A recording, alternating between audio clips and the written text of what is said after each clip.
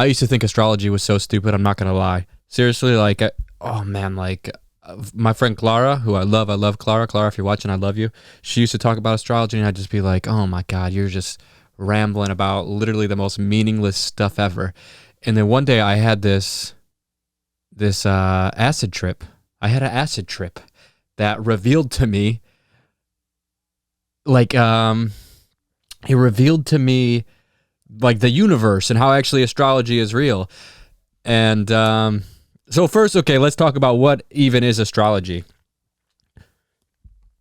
I'm not like an astrologer. I'm not a mathematician. I'm just like a dude that has taken acid before, just to preface this video. But I want to say, I think what astrology is observing the patterns of the planetary the cosmos, observing the patterns of the cosmos and determining what happens when these patterns are arising. What are the cause and effects of these patterns in our personal lives, in our ecosystem, from the microcosm to the actual solar system.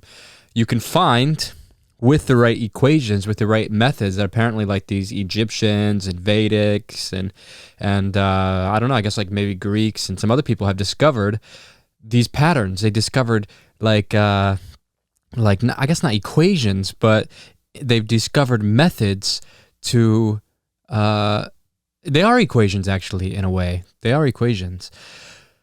So, this acid trip showed me something interesting. And it actually still haunts me to this day, in the sense that, like, when I look around, I am haunted by recognizing patterns and geometry. When I'm in nature, when I'm in my room, when I'm in anywhere, I see geometry now. I never really recognized it before in life, but I really notice it. And I really notice that different patterns repeat in nature, and different patterns produce or are found in certain things. Like, for example, like you think of like these fruits that have seeds. They look like vaginas. Like, if you open a fruit, even an orange, you open it, all the seeds are in the middle, and it's got this little vagina-like crescent shape to it. You also find this in like mountains that have like like a place where maybe some water has formed. It creates this womb shape. And it's just so interesting that the vagina is also shaped like that. And it's also got all these qualities that you find in nature. I'm sorry to use the vagina as the metaphor. It's the first thing that popped in my head. It probably says something about myself. I'm sure the astrological weirdos out there will be able to determine what planetary house caused me to have that Freudian slip. Okay, but so I'm going to try to break this down. I was able to see the universe like a timeline of a video. When I'm editing my videos, I see a timeline, and I'm able to like examine the time. Okay, I want to skip a little bit forward, I skip a little bit forward, I want to go a little bit back, I want to zoom in, anything, I want to zoom out, it's all there. I was able to observe the universe like this from the first action that the universe took, and I was able to watch the developing patterns become realized and emerged and manifested into this world. And I was able to see it, maybe think of like a stock market chart. If you zoom out, you can see kind of this pattern, the ups and downs, and you can recognize the psychology behind it. I was seeing the universe like this from like an infinite perspective above it. And I was like, okay, wow. If I was able to have this position of perspective always, if I was in this absolute perspective, or if I could come up with a mathematical equation to represent this ultimate perspective, then I would be able to determine everything, what's going to happen. Oh, Jesus, I think goddamn spirit just tried to possess me. You would be able to predict the future because you would be able to recognize the patterns. It's impossible, I think, to fully understand this And I don't know anything about astrology. Maybe astrology really has figured this out, but I feel like it's an impossible task. But I see how it's possible. I see how it's possible mathematically for astrology to be real. And also the cosmic bodies affect our bodies because everything is connected. There are no actual separations in the world. You know, we go through life.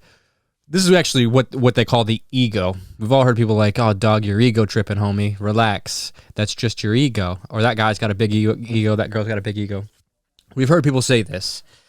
And what this means, the ego is our hyper-identification with some separate thing.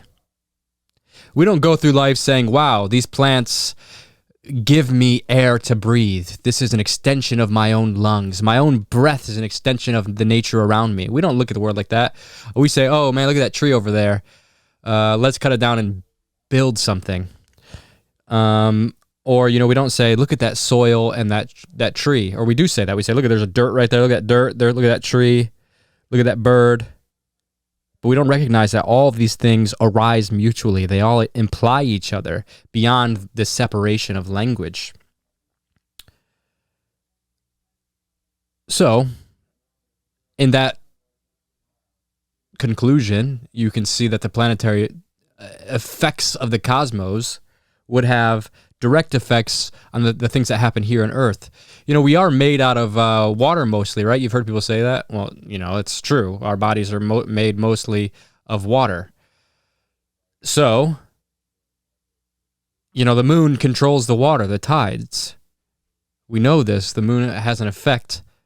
And they say, like, the moon makes people crazy. So maybe the moon is affecting the water in our bodies. It's a possibility, and I think that's just a very simple example. And like women being on their moon cycles, having their periods, not only syncing with each other when they're hanging out, but syncing with the moon cycles. So we are inherently connected to nature despite our illusions of separateness that we are constantly navigating through as if it's real.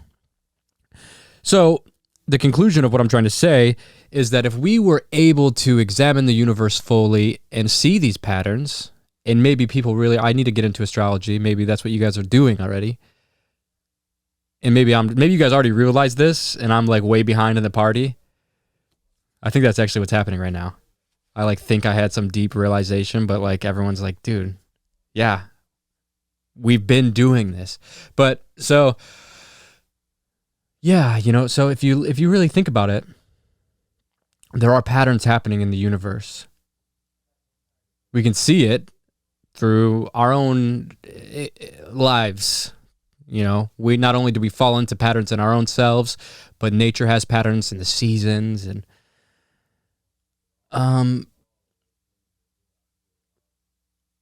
so yeah, I just thought that was an interesting thing to kind of give people that maybe don't believe in astrology, or give people that believe in astrology and might not know how to explain it in a kind of easy way. I feel like that's an easy way to explain it. You really kind of understand how it could be possible in that way. If I explained it right, maybe I didn't, but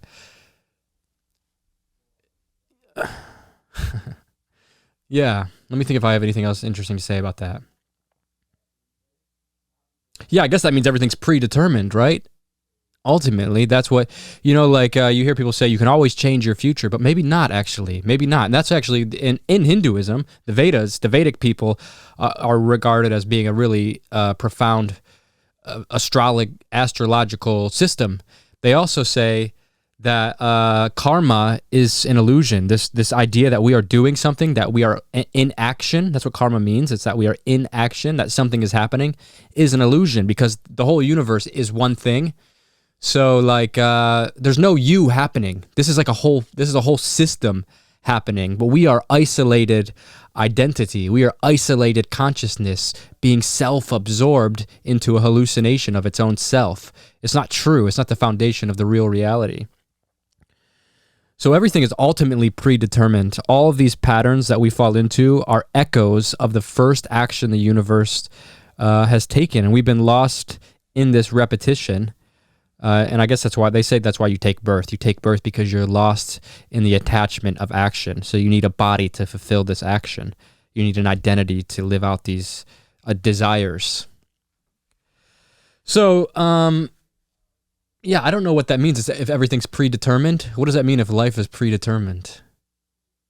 If we aren't actually in control of our destiny, and these words that I'm saying right now, and you watching this video, and everything is actually meant to be, and that it was inspired, and this is the realizing echo of something that happened forever ago. Let me know in the comments, because I'm freaking out. My name is Dakota. Click subscribe, and I will catch you next time.